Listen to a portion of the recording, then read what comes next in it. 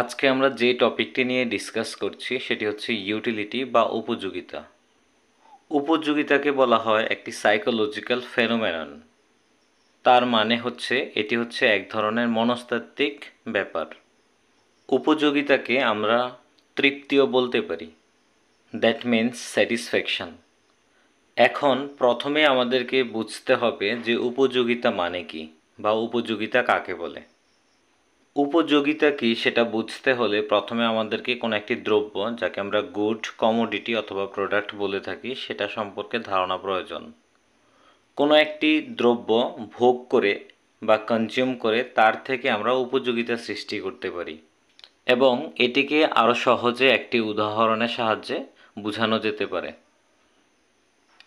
যদি কোনো একজন ব্যক্তি প্রচণ্ড ক্ষুধার্ত থাকে এবং সেই মুহূর্তে তাকে যদি কোনো একটি দ্রব্য ভোগ করতে দেওয়া হয়, তাহলে সে দ্রব্য থেকে সে যে পরিমাণ তৃপ্তি পায় সেটাকে আমরা উপযোগিতা বলতে পারি।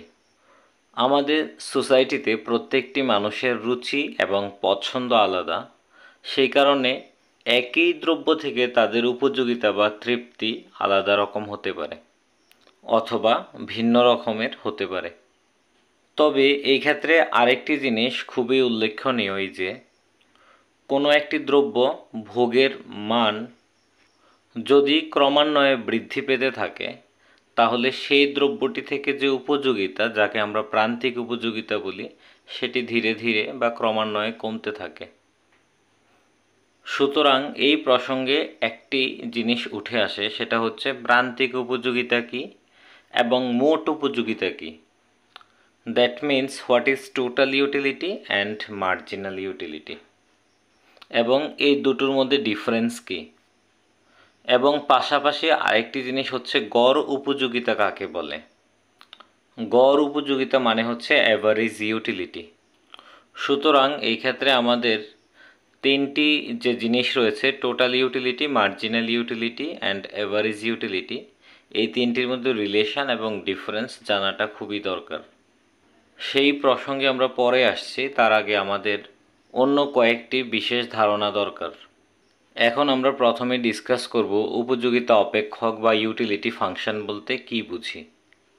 এখানে আমরা জানি উপযোগিতা অপেক্ষক সাধারণত দুই ধরনের হয়ে থাকে। একটি হচ্ছে সিঙ্গেল গুড ইউটিলিটি ফাংশন, তার মানে হচ্ছে একক বা এক দ্রব্য বিশিষ্ট উপযোগিতা অপেক্ষক, এবং দ্বিতীয়টি হচ্ছে ডাবল গুড ইউটিলিটি ফাংশন, তার মানে হচ্ছে দ্বি দ্রব্য বিশিষ্ট বা দুই দ্রব্য বিশিষ্ট উপযোগিতা অপেক্ষক। এটাকে আমরা টু গুডস ইউটিলিটি ফাংশনও বলে থাকি। সিঙ্গেল গুড ইউটিলিটি ফাংশনকে আমরা এইভাবেও লিখতে পারি, যেমন U is a function of X, অথবা আমরা লিখতে পারি U is a function of Y. এখানে ইউ মানে হচ্ছে ইউটিলিটি বা মোট উপযোগিতা, এক্স মানে হচ্ছে এক্স দ্রব্য, আর এফটা হচ্ছে এখানে আমাদের ফাংশনাল সাইন, যেটা আমাদের ইউটিলিটি এবং এক্স দ্রব্যের যে কনজামশন বা ভোগ, এই দুটোর মধ্যে সম্পর্ককে বোঝাচ্ছে। এবং একইভাবে ওয়াই মানে হচ্ছে ওয়াই দ্রব্য, আর ইউ মানে হচ্ছে ইউটিলিটি বা মোট উপযোগিতা। সুতরাং এক্স বা ওয়াই হচ্ছে দুটি দ্রব্য। যখন আমরা লিখছি U is a function of X, মানে এটা বোঝাচ্ছে কোনো একজন ব্যক্তি এক্স নামে কোনো একটি দ্রব্য ভোগের মাধ্যমে তার যে মোট উপযোগিতা। আর যখন আমরা লিখছি U is a function of Y, এটার মানে বোঝাচ্ছে যে কোনো একজন ব্যক্তি ওয়াই নামে কোনো একটি দ্রব্য ভোগের মাধ্যমে যে পরিমাণ মোট উপযোগিতা পাচ্ছে। ডাবল গুড ইউটিলিটি ফাংশন, এটাকে আমরা লিখতে পারি U is a function of X comma Y, এবং এখানেও ইউ মানে হচ্ছে মোট উপযোগিতা বা টোটাল ইউটিলিটি, এক্স আর ওয়াই হচ্ছে দুটি দ্রব্য। প্রথমটির সাথে এটির একটি বিস্তর পার্থক্য রয়েছে, এবং সেটি হচ্ছে প্রথমটিতে আমরা দেখছিলাম যে কোনো একজন ব্যক্তি শুধুমাত্র একটি দ্রব্য একসাথে ভোগের মাধ্যমে যে পরিমাণ উপযোগিতা পাচ্ছে, কিন্তু দ্বিতীয়টিতে আমরা দেখছি যে এক্স এবং ওয়াই, তার মানে কোনো একজন ব্যক্তি দুটি দ্রব্য একসাথে ভোগের ফলে যে পরিমাণ উপযোগিতা পাচ্ছে সেটাকে বোঝাচ্ছে এখানে। এখন যদি আমরা ডিসকাস করি যে হাউ টু মেজার ইউটিলিটি, উপযোগিতা কিভাবে পরিমাপ করা হয়, তাহলে আমরা সাধারণত দুটি ভাবে পরিচিত। প্রথমটি হচ্ছে কার্ডিনাল অ্যাপ্রোচ।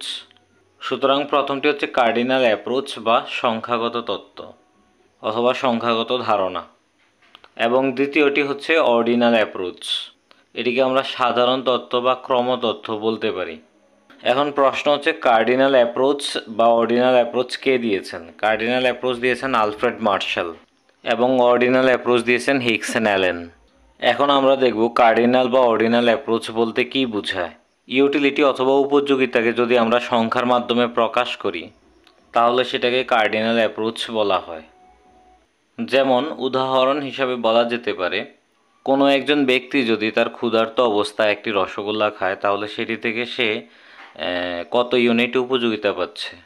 ধরা যাক যে একটি রসগোল্লা সে 10 টাকা দিয়ে ক্রয় করলো এবং সেটি থেকে 20 ইউনিট সে উপযোগিতা পাচ্ছে, এবং সে আরেকটি রসগোল্লা কিনলো, তার মানে সেকেন্ড ইউনিট, এবং সেটি থেকে সে 15 ইউনিট উপযোগিতা পাচ্ছে।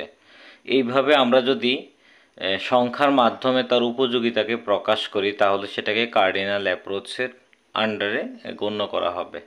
এবং একইভাবে অর্ডিনাল অ্যাপ্রোচ বলতে আমরা বুঝি যখন আমরা র্যাঙ্কিং দিই, যাকে আমরা ক্রমও বলে থাকি, এবং এই ক্ষেত্রে আমরা স্পেসিফিক্যালি বলতে পারি না কোন ইউনিট থেকে বা কত নম্বর দ্রব্য থেকে আমরা কতটা উপযোগিতা পাচ্ছি, কিন্তু আমরা এইটুকু বলতে পারি যে ফার্স্ট ইউনিট থেকে উপযোগিতা বেশি ছিল, সেকেন্ড ইউনিটে তার থেকে কম, থার্ড ইউনিটে তার থেকে কম। সুতরাং আমরা এটাকে লিখতে পারি marginal utility from first unit is greater than marginal utility from the second unit, and from the third unit it is decreasing. That means as we are consuming subsequently different units of a particular good, our marginal utility is decreasing. যার মানে দাঁড়াচ্ছে যে আমরা যত বেশি কোনো একটি নির্দিষ্ট দ্রব্যের বিভিন্ন ইউনিটগুলি একের পর এক ভোগ করতে থাকব, তাদের যে প্রান্তিক উপযোগিতা ধীরে ধীরে কমতে থাকবে। এবং কার্ডিনাল অ্যাপ্রোচের মাধ্যমে আমরা এটা বুঝি যে প্রান্তিক উপযোগিতা ধীরে ধীরে ক্রমহ্রাসমান, কিন্তু কোন ইউনিট থেকে কত পরিমাণ সেটা আমরা স্পেসিফিক্যালি বলতে পারি না। সুতরাং সর্বোপরি আমরা বলতে পারি কার্ডিনাল অ্যাপ্রোচ মানেই উপযোগিতাকে যখন সংখ্যার মাধ্যমে প্রকাশ করা হয়, আর অর্ডিনাল অ্যাপ্রোচ মানে হচ্ছে উপযোগিতাকে যখন আমরা র্যাঙ্ক বা ক্রমের আকারে সাজিয়ে লিখি।